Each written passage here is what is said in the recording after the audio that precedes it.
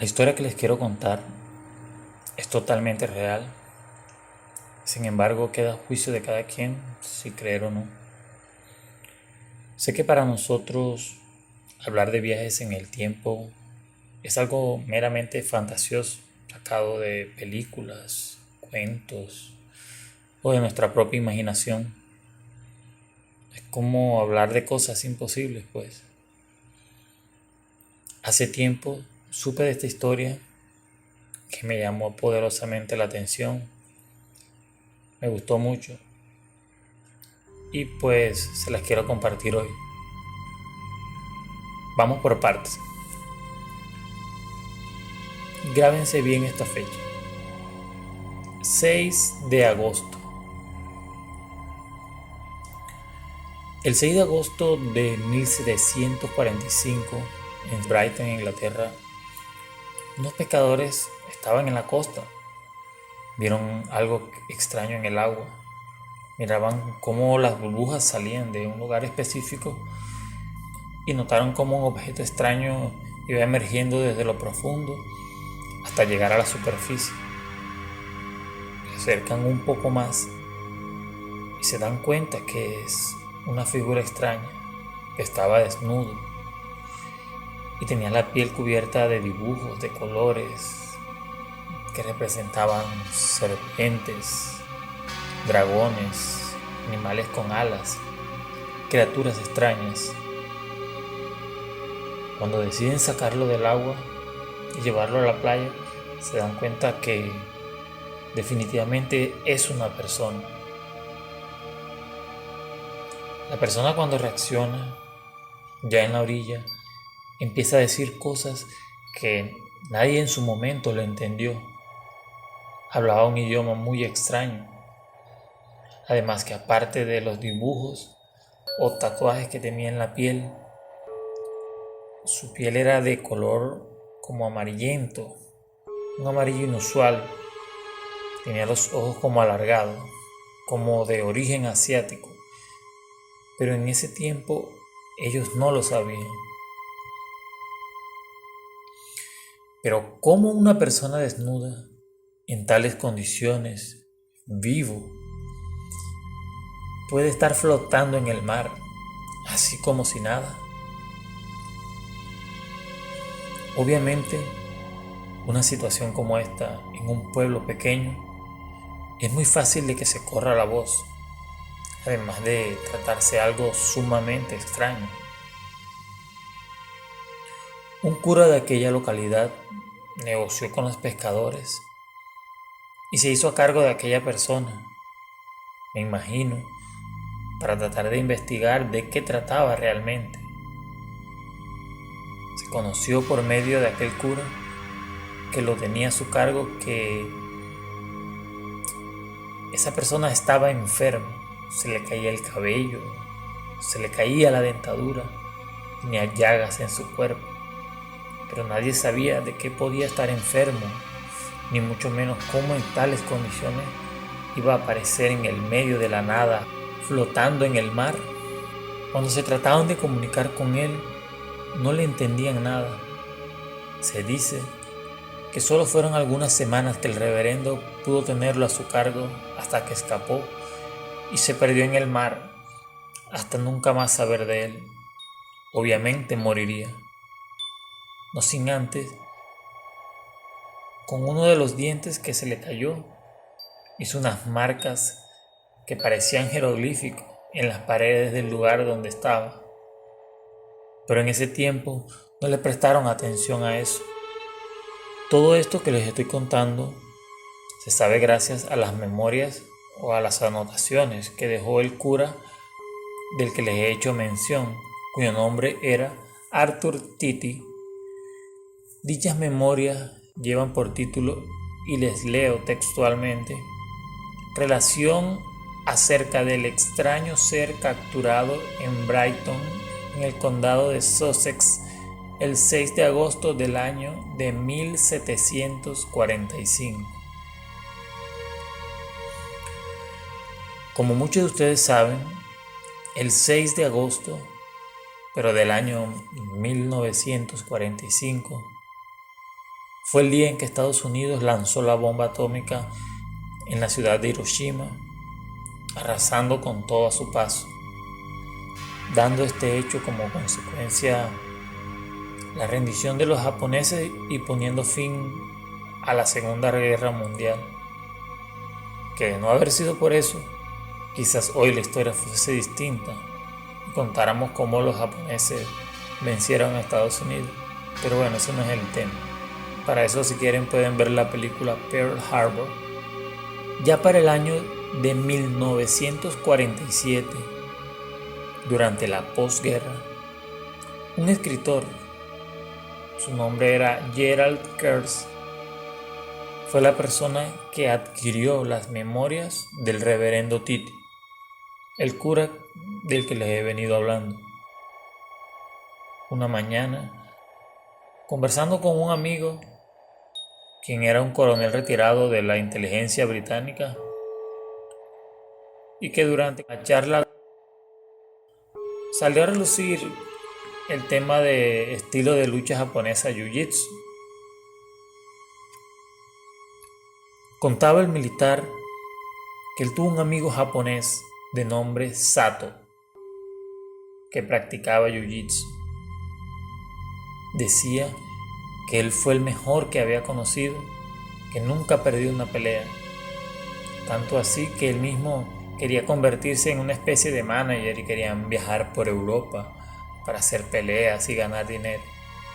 Pero bueno, contaba que lamentablemente Sato fue una de las miles de víctimas que dejó la bomba atómica lanzada en Hiroshima el 6 de agosto de 1945. Esa parte interesó mucho al escritor Kurtz, quien preguntó si se habían hallado los restos, a lo que el militar le responde que no, que nunca han hallado los restos del peleador japonés. Continuó pidiendo información y le comentó que era un amante de los tatuajes. Gerald Kurtz, por supuesto, había leído los escritos del cura Titi y empezó a atar cabos y a unir información. Pero hay algo que sin duda llamó poderosamente la atención de Kurtz, y es cuando el coronel le dice que los tatuajes que tenía Sato eran dragones, serpientes y criaturas con alas. Así como están pensando, todo indicaba para Kurtz que aquel monstruo hallado el 6 de agosto de 1745 y Sato, el luchador de Jiu-Jitsu, víctima de la bomba atómica de Hiroshima, el 6 de agosto, pero de 1945, eran la misma persona. Es allí donde ocurre algo mucho más asombroso. El escritor Kurtz regresa a su casa a buscar los escritos que tenía del reverendo Titi de 200 años atrás y comprobar lo que el coronel le había dicho. Es donde ve algo que en 1745 no tuvo mucha relevancia, pero que le daría otro giro más a esta historia. Los jeroglíficos, escritos o dibujos que el monstruo había dejado en la habitación donde le tenían en aquel entonces terminaron de convencer a Kurtz de lo que estaba pensando. Se leía en japonés. Estaba durmiendo con mi esposa y comenzó la pesadilla, solo que no era tal, sino una horrible realidad. Que Dios se apiade de mí, porque sé que voy a morir. Firma Sato, Hiroshima, 1945.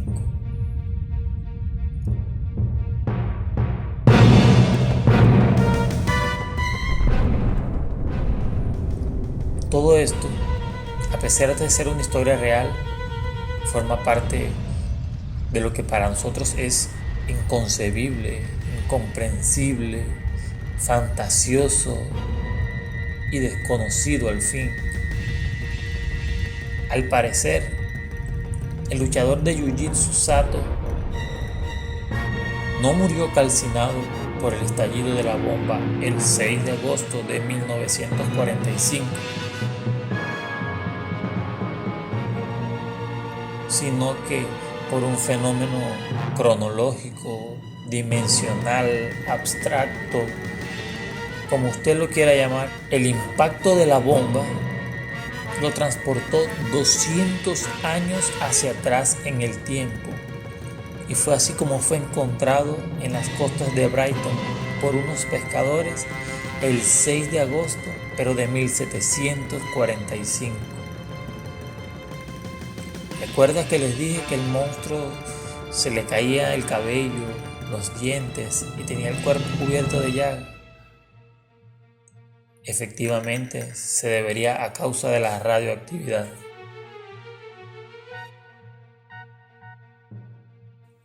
Todo esto que les acabo de contar es una historia totalmente real, pero son ustedes los que deciden hasta qué punto creer o no. Investigando acerca de esto, me encontré con otra historia,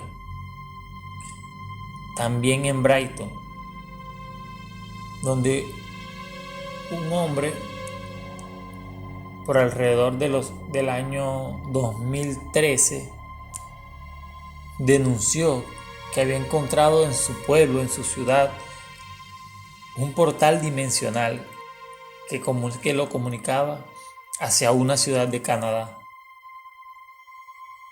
Contaba la persona quien dejó esta información en una página web, en uno de los foros en que se acostumbra a hablar este tipo de cosas. Decía que veía que salían luces y que veía como una serpiente se movía dentro de lo que podría ser un agujero dimensional, lo que conocemos como un hoyo negro. Incluso la persona puso una denuncia a la policía, pero obviamente la policía no iba a investigar algo así. Esta última historia que les estoy contando, obviamente tiene que ser algo, o podría ser algo meramente fantasioso.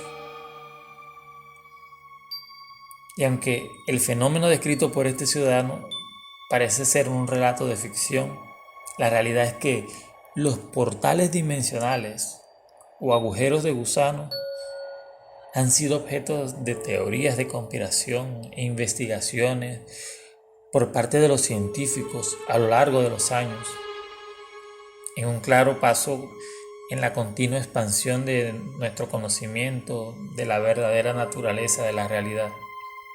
Según los físicos, un agujero de gusano es una característica hipotética del espacio-tiempo que sería utilizado para viajar a través del espacio-tiempo. ¿Por qué les cuento esto? Porque recientemente la NASA, alrededor del año 2015-2014, anunció el descubrimiento de portales ocultos en el campo magnético de la Tierra llamados puntos X. Y esto es totalmente real, ustedes lo pueden buscar donde quieran y lo van a encontrar. Al parecer, estos puntos X son lugares donde el campo magnético de la Tierra se conecta con el campo magnético del Sol, que a su vez crea una trayectoria ininterrumpida que va desde nuestro propio planeta con la atmósfera del Sol. Estamos hablando más o menos de unos 93 millones de kilómetros. La NASA, en una investigación sobre este fenómeno del que les hablo, encontró que estos portales se abren y se cierran durante varias veces al día.